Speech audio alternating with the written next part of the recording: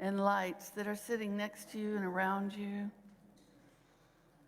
Look into somebody's eyes and let their light combine and join with your light. And take a breath into that. And what do you notice? Do you have an expansion of your own light? You guys can talk in church, it's okay. Do you have an expansion of your light? Yes. Isn't it amazing how when we come together and join our energy, that our energy expands, it opens up, it becomes different. So this is one of the things that happens when we come into community. We come in and we can take this beautiful breath and we can expand our energy. And then when we leave, energy that has expanded can continue to be expanded. And we can take that wherever we go. My name is Reverend Nikki Golden. Welcome to Unity of Mesa and our service. Welcome to our online folks. It's always good. I know some of you who watch regularly, and it's always good to see you. We are a community that is built on principles where our thoughts and our feelings make a difference in our world. We are light. We were called to be the light of the world, but we are light. I mean, literally, we are compressed light. We are biophotons, if you want the scientific term. We are biophotons that are walking around in the world. And wherever we walk, we're leaving streams of light. It's really kind of cool. Wouldn't it be neat if you could see that? Like if you're in some store and you're looking at something and you walk away and there's a stream of light and somebody passes you and there's their stream of light. Wouldn't that be so much fun to be able to see that? And some people can.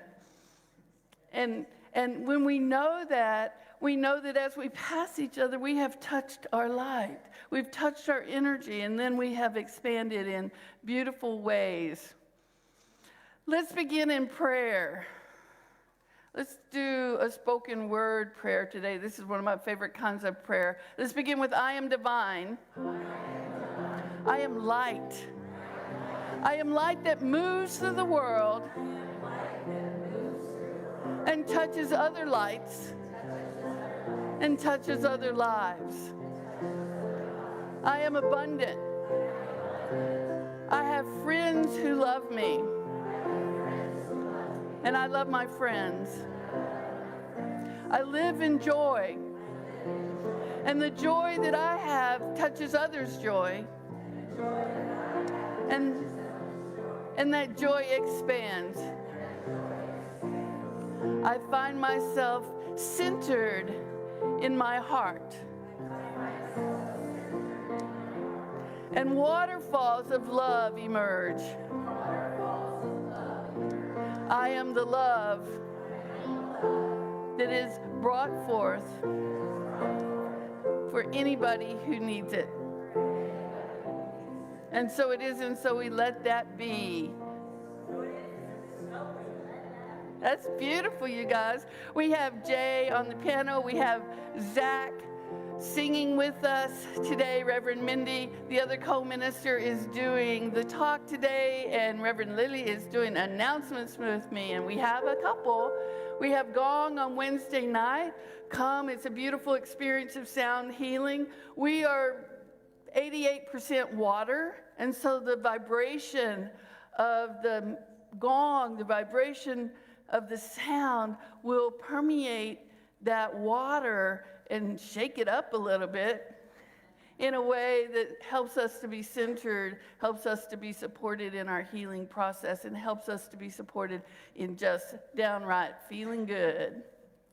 And we have day of service coming up, and it's going to be Saturday, September 7th from 10 to noon, and we'll be making cards, we'll be crocheting, we'll be writing letters to veterans, so please come and join us. It'll be a really fun day.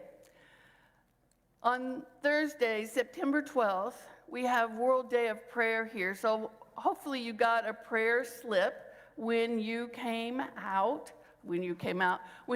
into the building. So we have also, if you would like to be a part of that day and read the names, many of our chaplains will be here on Thursday from 10 o'clock, and it goes to 6 o'clock, but the last reading of the names happens at 5 o'clock. If you would like to come and read the names, it's a powerful experience. We're passing around a sign-up sheet. Go ahead and sign that up. There's one on each side of the sanctuary. Go ahead and sign up and show up and be a part of that very sacred time. If you've never done it, I can tell you when there's a stack of names to be prayed with, it touches your heart in a way that very few other things do. It's an amazing experience. So if you can come for an hour, come. If you want to come and you don't want to read the names and you want to sit in the sanctuary, you will have the space to do that throughout the day. But we do invite you to participate in this very special time. It's once a year, World Day of Prayer. Yes, and with that, we have harmonious relationships, which is normally the first Sunday of the month, which would have been today, has actually been moved to next Sunday. Same time, same channel, different day. That's all. We're going to invite you to stand as you're able. Get your groove on, and let's have a good time.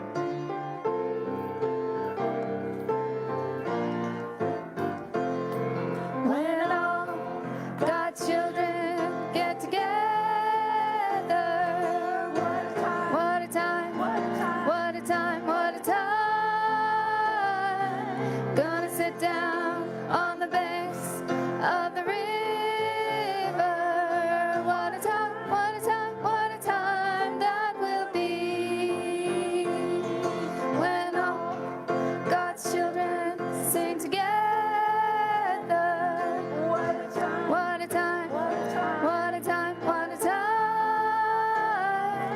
All the angels in the heavens gonna join right along. What a time that will be. Rock my soul in the bosom of Abraham. Rock my soul in the bosom of Abraham. Rock my soul in the bosom of Abraham. Oh, rock my soul. When all God's children stand together. What a time, what a time, what a time. All the hearts in the world gonna rise up as one. What a time that will be. What a time that will be.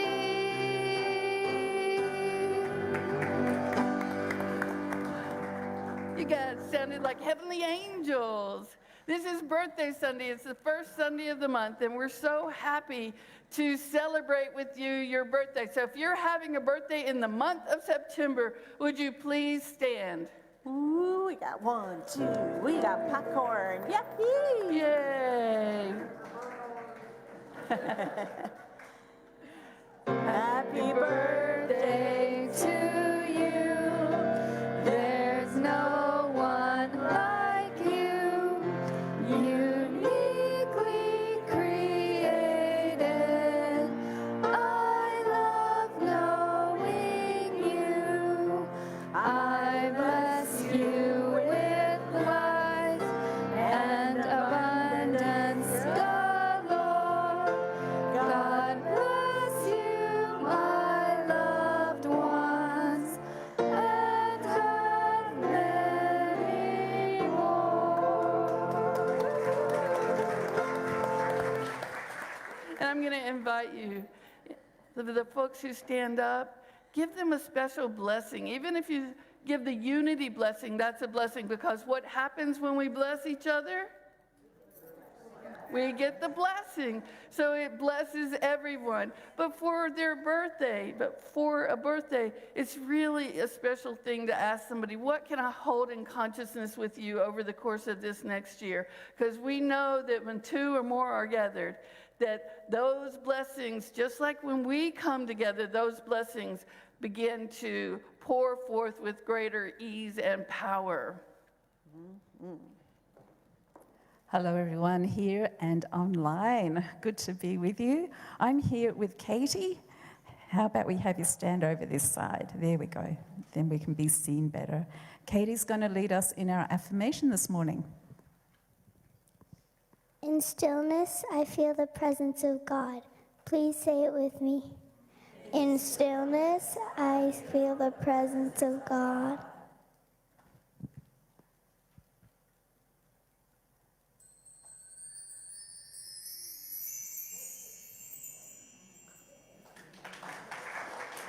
You can sit if you want to. Thank you so much, Katie. We appreciate that. We have some announcements, some fun things coming up for our youth and family program on 9/11, on the actual day, which is a Wednesday, at 7 p.m. All youth are invited to meet at the local LDS building, which is just, I think, about 3 minutes from here. I'll be waiting inside the front doors so we can gather there and just start to mingle. This is an interfaith activity of service. So we're going to be writing cards, making bookmarks, finger knitting, some games, and we're finishing up with ice cream sundaes. So it's a great chance to mingle with other youth in our neighbourhood. As well as that, we have, what else is coming up? What's the next slide? There we go. Creative Sparks, we're calling it. It's an art studio. So this is where our youth are going to be expressing creativity to beautiful music, inspired by famous works of art that will be displayed. And the idea is that those works of art will then be sold on Sunday the 29th, so just a little over a week after the event, which is on the 20th of this month, as a fundraiser. And also so you get to have a piece of work of art that your child has made for yourself or to give as gifts for the holiday season. So please support that. So the first thing is the 20th, and we'll be starting at 6:30 p.m. in the annex. And do we have another slide? That's it for now. So before we sing our children out for their class, let's say our blessing for them. Children, we love you, we bless you, we appreciate you. We behold the Christ you are. You are the light of the world. You are the light of the world. You are the light of the world. Let your light shine. So let your light so shine. So let your light so shine. So let your light so shine. Light of the world.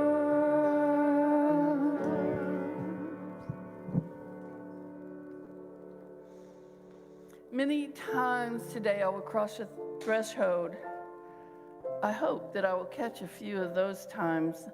I need to remember that my life is, in fact, a continuous series of thresholds, from one moment to the next, from one thought to the next, from one action to the next.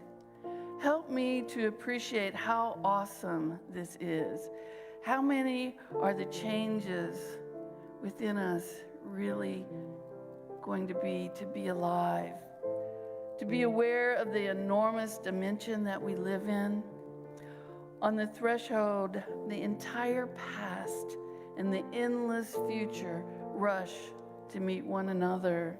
They take hold of each other's hand and they laugh, and they are so happy to discover themselves in the awareness of a human creature. On the threshold, the present breaks all boundaries. It is a convergence, a fellowship with time and space. Help me to cross the present moment into wonder, into grace, and that now place where we all truly are, unfolding as life, moment to moment. Let me live on, threshold to threshold.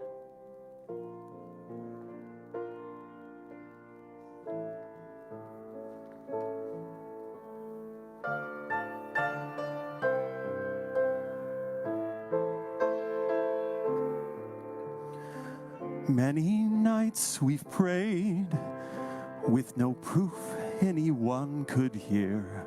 In our hearts a hopeful song we barely understood. Now we are not afraid, although we know there's much to fear. We were moving mountains long before we knew we could.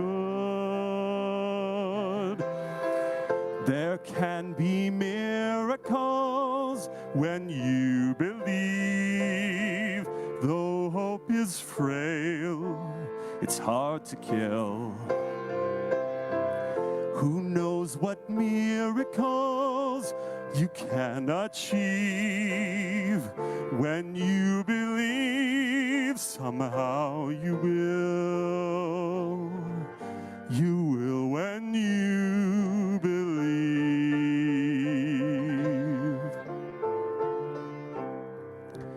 In this time of fear, when prayer so often proved in vain, hope seemed like the summer birds too swiftly flown away. Yet now I'm standing here with heart so full I can't explain, seeking faith and speaking words I never thought I'd say.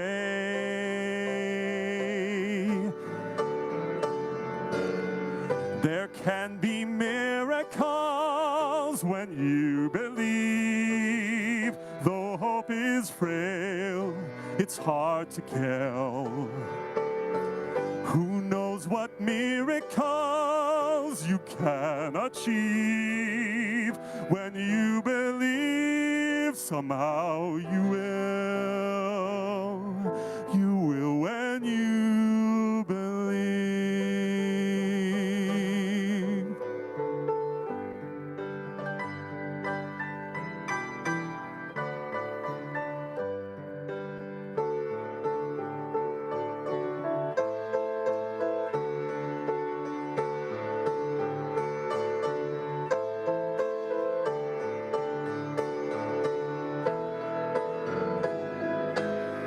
There can be miracles when you believe. Though hope is frail, it's hard to kill. Who knows what miracles you can achieve? When you believe, somehow you will. Now you will. You will when you believe. You will when you believe.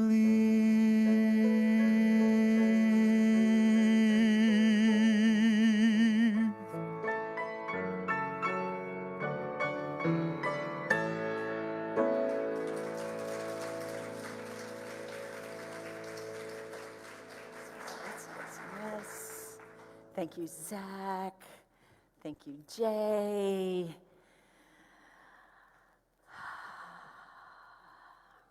When we believe we can move mountains, we can move mountains. When we believe, well, there's two kinds of mountains. There are the mountains inside of us, those internal obstacles to our experiences of love, joy, and peace.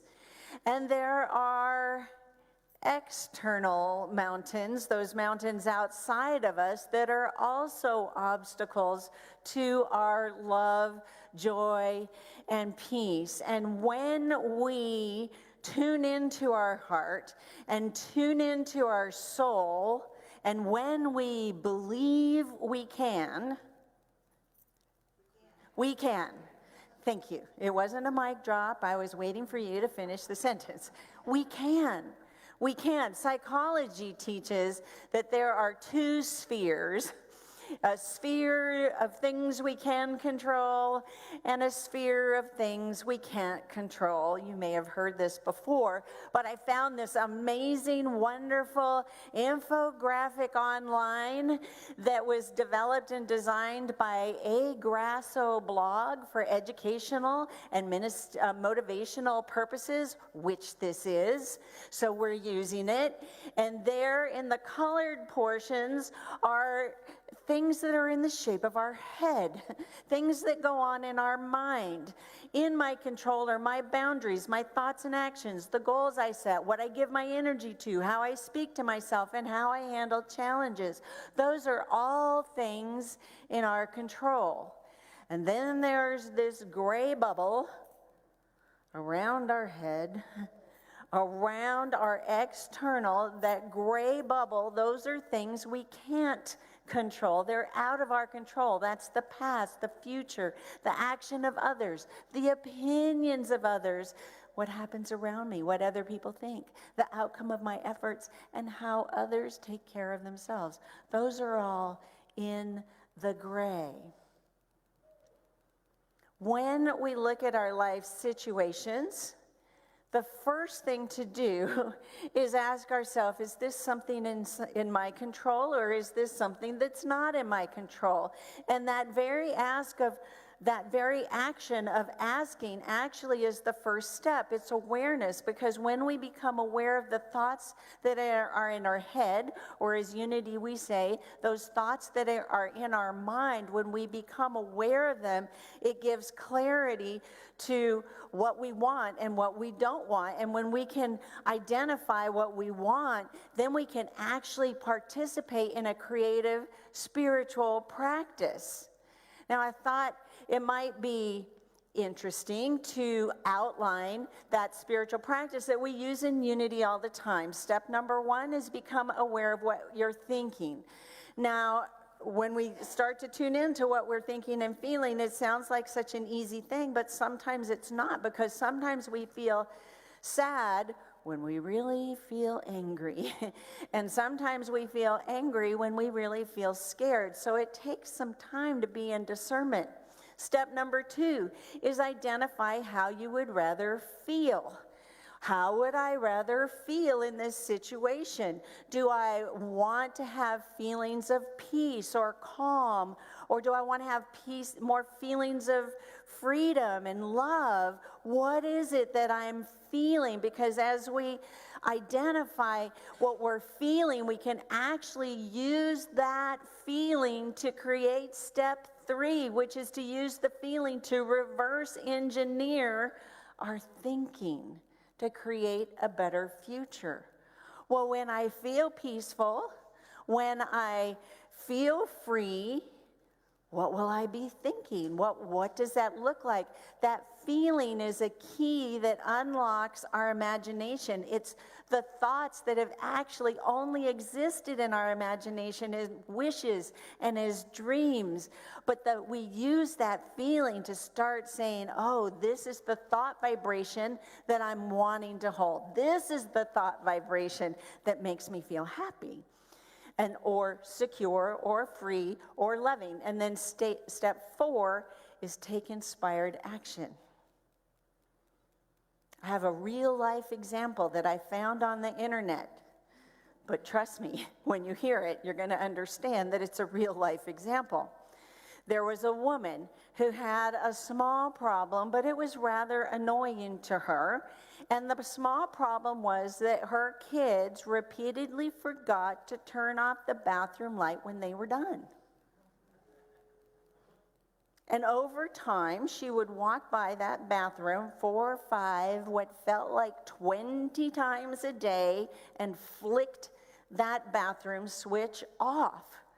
So she decided to engage in spiritual practice, because what happened was the more she flicked that switch off, the more she walked by the bathroom and saw that light on, the more often she had thoughts that were like, my kids don't care about me because they never listened, and therefore they don't respect me, And so when she did her inventory of her thinking, that's what she came up with. My kids don't listen, my kids don't care about me, and my kids don't respect me. So she became aware of what she was thinking, and she certainly knew what she was feeling. And then she took some time to say, is that true? Is it true that my kids don't care about me? Well, actually, they do. They just don't show it this way. So that's only partly true. And is it true my kids never listen? Well, actually, they listen a lot. They do a lot of things I ask them to. They just don't happen to have internalized the habit of turning the bathroom light off. And third, is it true that they don't respect me? So she asked herself, is it true that they don't respect me? And she said, I believe they do respect me. They just haven't connected respecting me as a mother with turning the light out. And perhaps they never will. So she identified the feeling she wanted to have when she walked by the bathroom. She said, I want to feel peace. I want to feel calm. I want to feel less annoyed. And then she used that feeling to match up thoughts that had only existed in her imagination. I imagine what it would feel like to walk by that bathroom and have the light be off 4, 5, or maybe even 20 times a day. What would it feel like? And what kind of thoughts? Like, how does the carpet feel under my feet in the hallway? What am I going to notice in the hallway? Am I going to notice all the family art that's hanging on the wall instead of the ding-dang light? So she started to generate that kind of thinking, and then step 4 was really easy for her. She took inspired action. She called an electrician. And for a small fee, she had that electrician install a motion sensor light switch in the bathroom. And so then from that time on, when she walked by the bathroom, if the light was on, no big deal. She felt very zen, calm, peaceful, and less annoyed because that light was going to turn itself off. It feels like such a trivial example of a very powerful process, but it's the little things in life that really support our overall well-being. They support our peace, our love, our joy, those feelings that we actually want to have in this world that's going on. So let me ask you this question. How much time do you spend worrying about that which is beyond your control? It seems like a simple question, but it's actually one that's hard to answer because it invites us to turn around and face that which we're not satisfied about and that maybe we don't even want to look at in our lives. American writer Arthur Summers Roche said, "Worry is a thin stream of fear trickling through the mind. If encouraged, it cuts a channel into which all other thoughts are drained." Do we worry? Yes, we do worry because we're human, and it's human nature, and worrying is just a part of life. But we worry less when we remember all the things we can control and all the things that are in that gray zone. When we focus on what's in the gray zone, that's when we get ourselves tied up in knots. And those mountains are hard to move. Those mountains are hard to move because they're out of our control, but they show up as things that we think we should be able to control, like the weather. We would love to control the weather, or we would love to control whether or not we get a diagnosis. We would love to control inflation. We would love to control the Supreme Court. And we would love to control the election. The truth is that any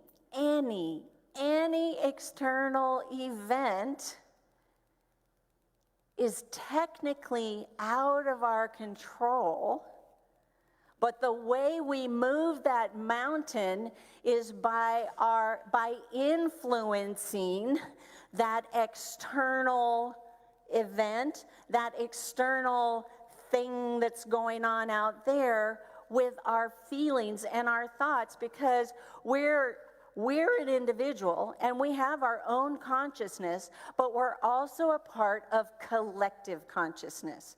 So we're not the entirety of collective consciousness, but we are a part of collective consciousness. Unity defines collective consciousness as that collection of beliefs that we hold as a group of people that are true with a lowercase t, that little t. Collective consciousness is changeable. And it's changeable when we apply spiritual principle, when we apply spiritual practice, because as we as an individual and as we as a collective have a clearer and deeper understanding of truth with the uppercase T, then consciousness, collective consciousness, expands into more love, more joy, more peace, more freedom. We are able to see the respect that already exists. But you know, spiritual practice works both ways. And we are the director of the way it goes. So if we, or as we as an individual, or as we as a collective, chooses to focus our feelings and our thoughts more on entitlement or expediency or negativity, then collective consciousness actually contracts. The truth that I know is that I can't control what t-shirt somebody else wears. And I can't control the flags in my neighborhood. But I know that I can contribute to the greater collective with my thoughts, with my feelings. Ancient civilizations and indigenous people recognized, even the Mayans recognized, that as we turn our positivity and expansion and that clearer and deeper understanding of truth with an uppercase T, as we turn it, our collective consciousness awakens. And it awakens because we are connected. We are all one. The teachings of the Tao, the teachings of the Buddha emphasize that principle. We are all one. And then there's Star Wars, where art imitates life. Obi-Wan Kenobi says the Force is an energy field created by all living things. It surrounds us, penetrates us. It binds the galaxy together. So call it the Force, call it oneness, call it a deeper understanding of truth, call it collective consciousness. We can move mountains when we believe. The inside mountains, and we can have an impact on moving the outside mountains. One of the beautiful things about unity and the unity movement is that we look at all stories, whether they come from our lives or whether they come from the Bible. We look at them metaphysically because that gives us the meaning behind the meaning. It gives us potential, and we identify with each part of the story, the characters, the places. They're all aspects of ourselves. Today we're going to talk about the Battle of Jericho. Once upon a time, there were some Israelites. And in this time and place, those Israelites were held captives as slaves in Egypt. Moses went down to Egypt and he had a conversation with the Pharaoh. And he told the Pharaoh, "Let my people go." Eventually, with some divine encouragement called 10 plagues. With that divine encouragement, the Pharaoh decided to let the people go, and the lot of them took off into the desert toward the promised land. 40 years in the desert. Among the Israelites was a man named Joshua. Joshua was first a student and then a minister to Moses. And when Moses died, Joshua took leadership of the people, and he guaranteed the people that they would be in the promised land in 3 days. And they were. They crossed the river Jordan, they were in the promised land, and then they came upon Jericho. Jericho was a walled city, an impenetrable fortress. And even though Joshua had a giant army and was a brilliant military strategist, no matter which way he looked at those walls, no matter how many times he could consider one strategy or another, he could not find a way where it was possible to overcome that obstacle. And then the angel of the army of the Lord appeared with a divine idea, with a plan. They enacted the plan, and the plan was this. For 6 days, once a day, the army and the priests with their trumpets, would march around the entire city of Jericho without saying a word, without making a sound. And on the 7th day, they marched around in silence 7 times. And at the end of the 7th lap, Joshua cried out, and the entire army of men added their voices to the trumpets of the priests. And you know the rest of the story? And the walls came tumbling down. The walls came tumbling down. The metaphysics of the story are just phenomenal. First of all, Joshua represents heightened consciousness. He represents our heightened consciousness and our ability to be focused. In Hebrew, it's Joshua. In Greek, it's Jesus. It's the same name. That name, Yeshua, actually represents the I am that I am. It represents our Christ nature. So within each of us, we have a Joshua, and that is our Christ nature, and we have the ability, we have the capacity to focus our attention. The Jericho walls represent that crystallized state of consciousness. It's called stuckness. In other words, it's like in current terms, it's like when we get stuck, it's because we've crystallized thoughts in our consciousness. I had a couple of tough days this week, and I really, truly recognized because I spent a lot of time swinging back and forth between crystallized state of consciousness and my I am Christ nature, and that crystallized, it was exhausting. I'm telling you, this week, I think that's what made it hard, is that it's like you know the truth, but then you don't live the truth, but you know the truth, and then you don't live the truth. It's really frustrating. I feel more grounded today, and we'll see what happens tomorrow. Number 6 represents faith. Silence represents meditation. So as that army marched around the wall silently, they were actually holding a specific feeling. They were holding a specific feeling with faith.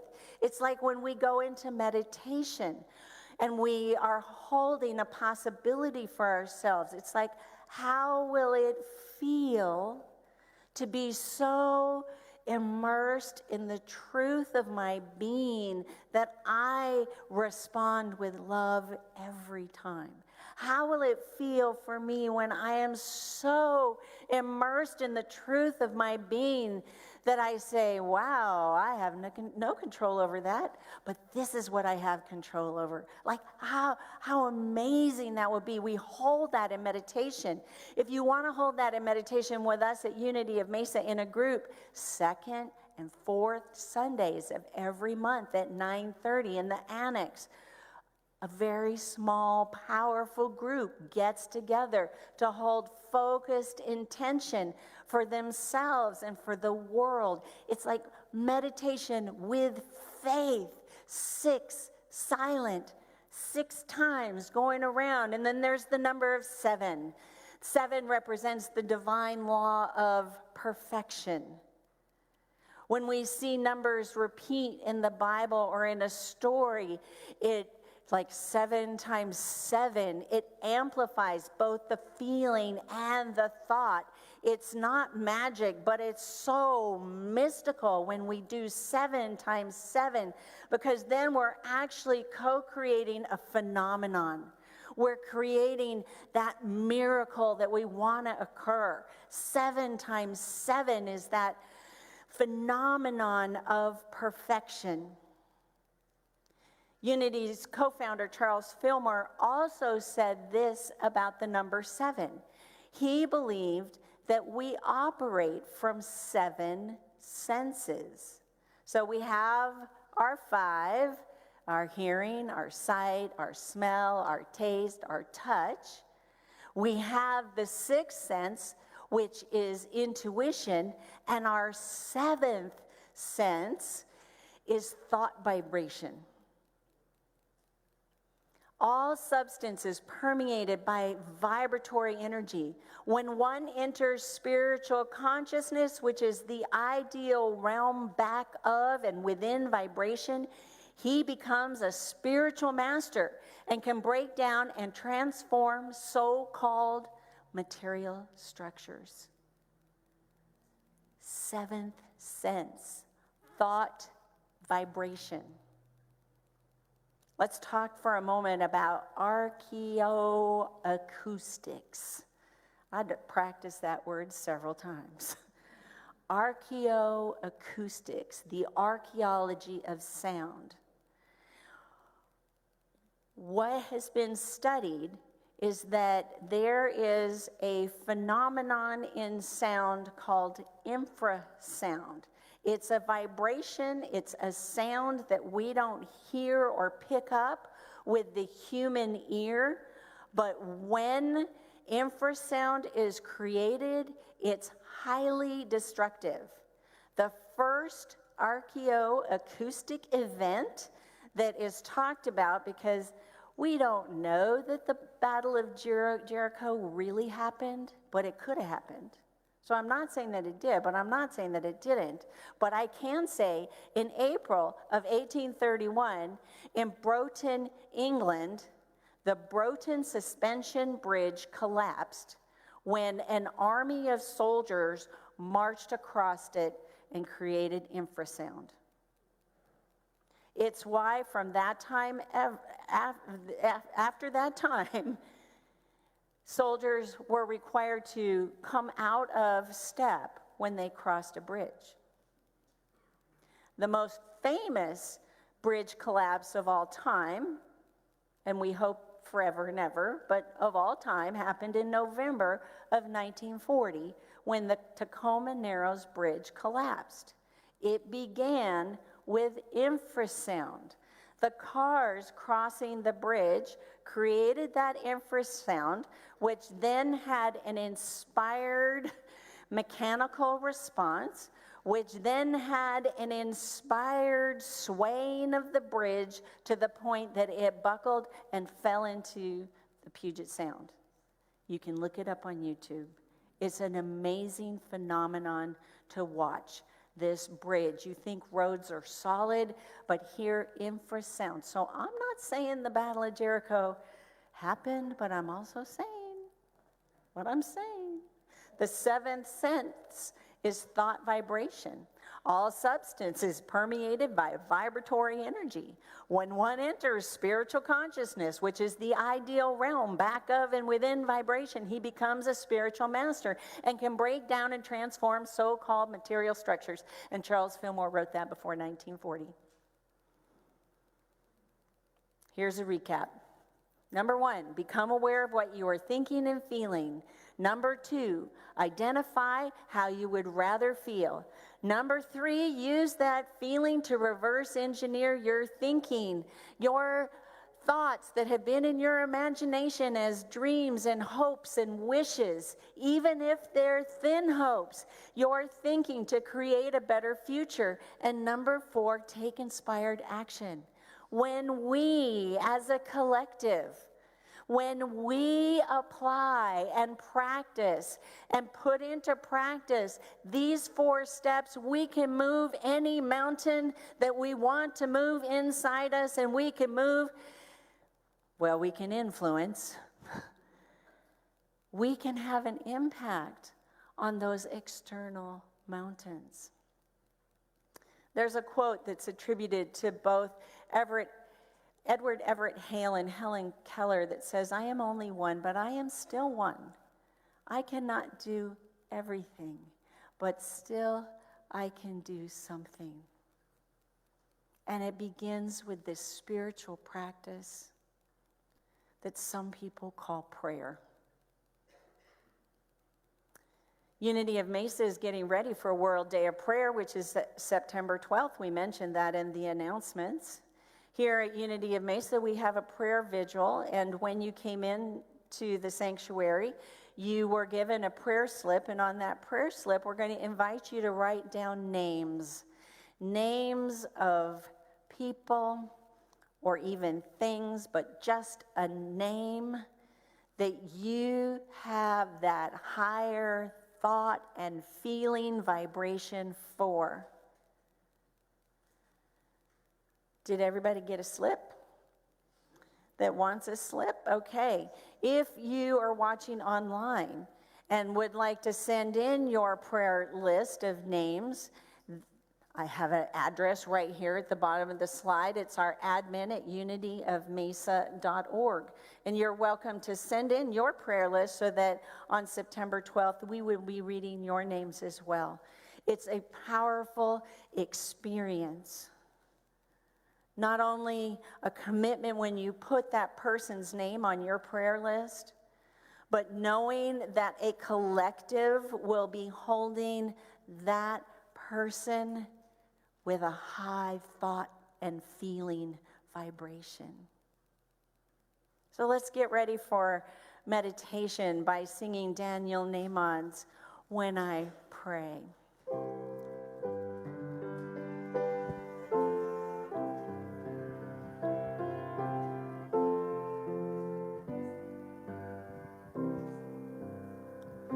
When I pray, I feel my heart go deeper, my heart go deeper into my God.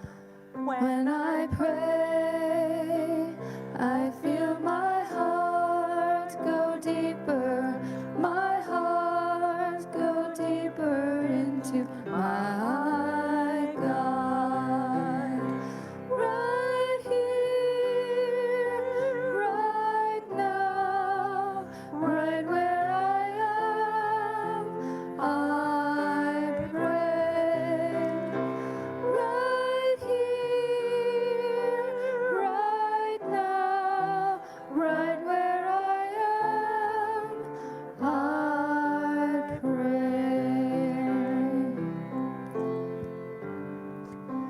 When I pray, I feel my soul go deeper, my soul go deeper into my God. When I pray, I feel my soul go deeper, my soul go deeper into my God. Right here, right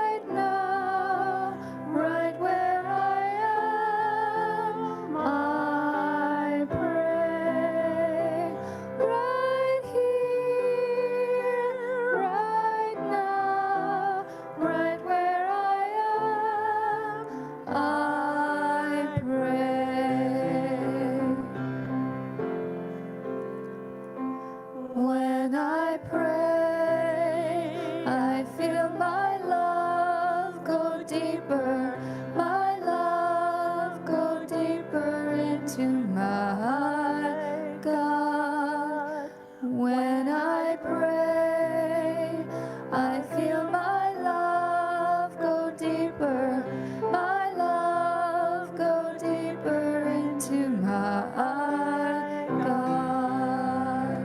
Right here, right now, right where I am, I pray. Right here, right now, right where I am, I pray.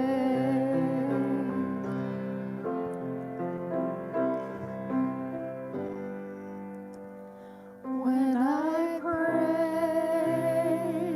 I feel my heart go deeper, my heart go deeper into my God.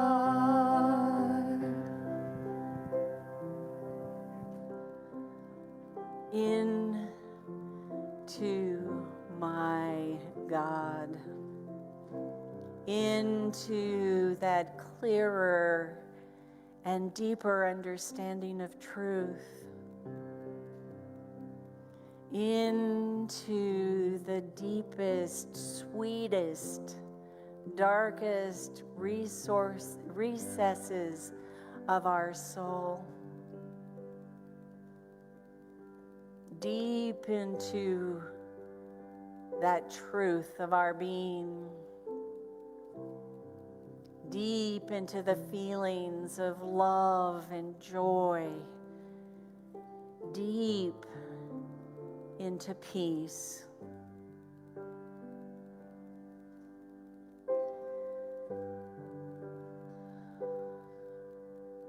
We breathe into this rich, luscious, creative space for just a moment in the holy and sacred silence.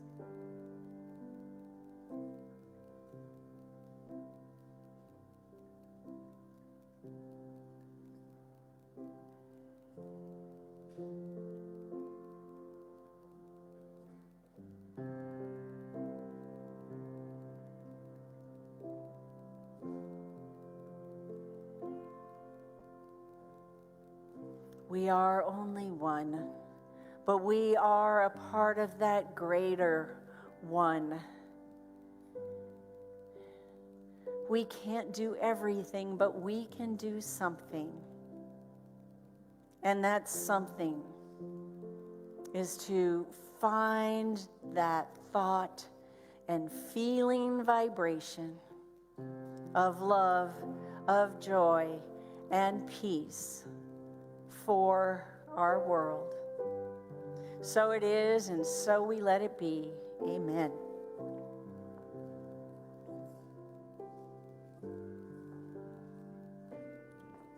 You did it.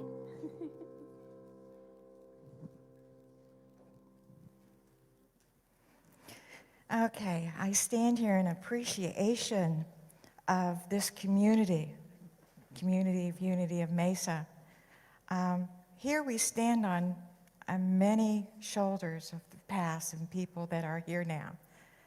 And all of you here, as we traveled, Dave and I had our spiritual communities, but there's no place like home. There's no place like Unity of Mesa. And as I sat and watched the services on Sunday morning, all I could feel was the love of this community.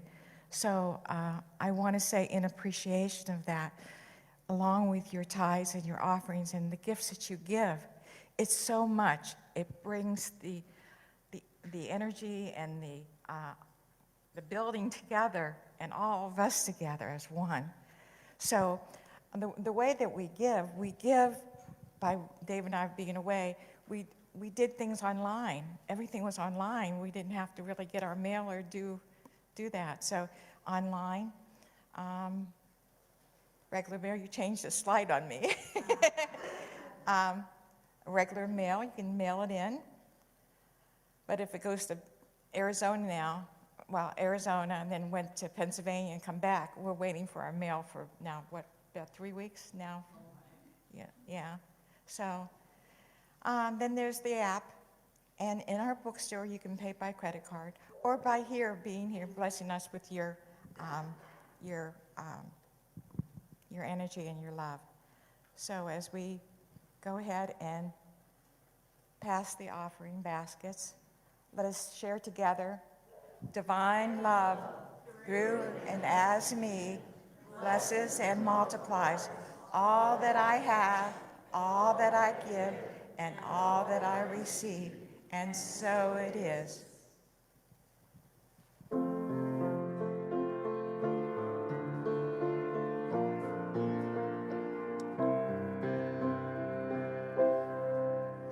I see trees of green, red roses too. I see them bloom for me and you, and I think to myself, what a wonderful world.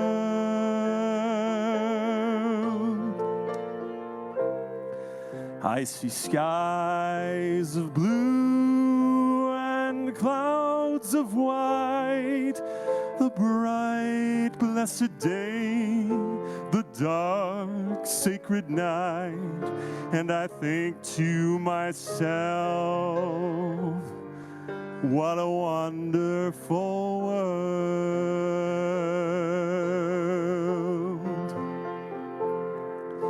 The colors of the rainbow, so pretty in the sky, are also on the faces of people going by. I see friends shaking hands, saying, how do you do?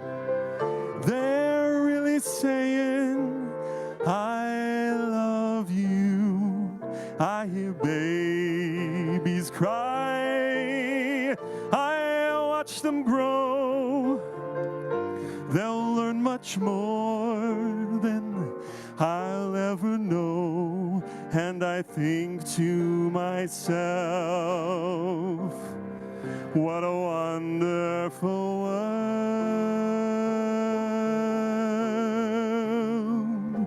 Yes, I think to myself, what a wonderful world.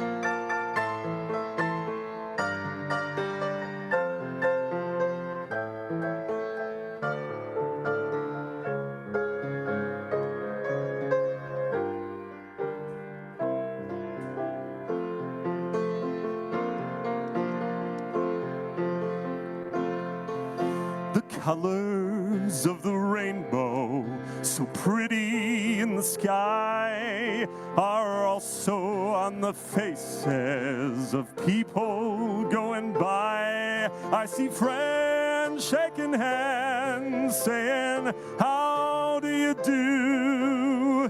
They're really saying, I love you. I hear babies cry. I watch them grow. They'll learn much more than I'll ever know. And I think to myself, what a wonderful world.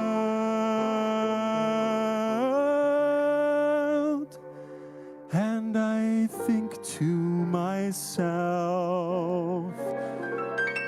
what a wonderful world.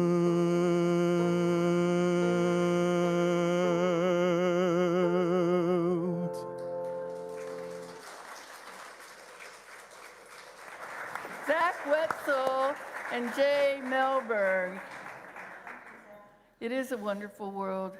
And it's wonderful to have you here in this microcosm of a world. Let's bless our offering with these beautiful words. We are one with the opulence of God. We are now in the flow of infinite abundance, and we give thanks for the prosperity that is ours by divine right. Thank you for being with us today. Your presence makes a difference. It makes a difference in our lives here at Unity of Mesa. It makes a difference to your life online. And it makes a difference wherever you go. Those light streams, those ribbons of light that are following you around, touching other lights, expanding them exponentially. We have hospitality in the community room through those double doors. We have chaplains who are ready and available to pray with you. And we have Lily, Reverend Lily. Yes, we do. So John is here. John is back. Shirley is here. Audrey is here. They will be stationed. Lily will be sitting right over here for about the next 15 minutes. So if you have any hallelujahs you want to share, if you have any concerns that you would like to raise the vibration of, please join us in prayer. Okay, so one person in the crowd here is saying, what do we do with our prayer list? There's a basket in the back that you can drop them on your way out the door or when service is done before you go in and have hospitality. Step 1, self-awareness. Step 2, identify that feeling. Step 3, re-engineer your thinking. And step 4, take inspired action for a wonderful world.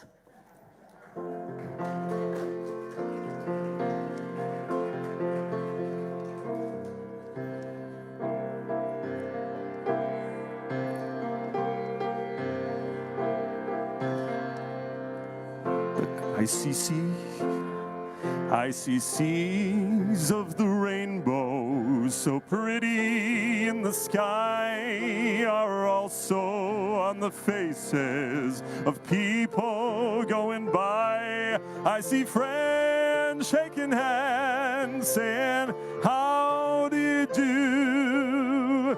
They're really saying, I love you. I hear babies cry. I watch them grow. They'll learn much more than I'll never know. And I think to myself, what a wonderful world.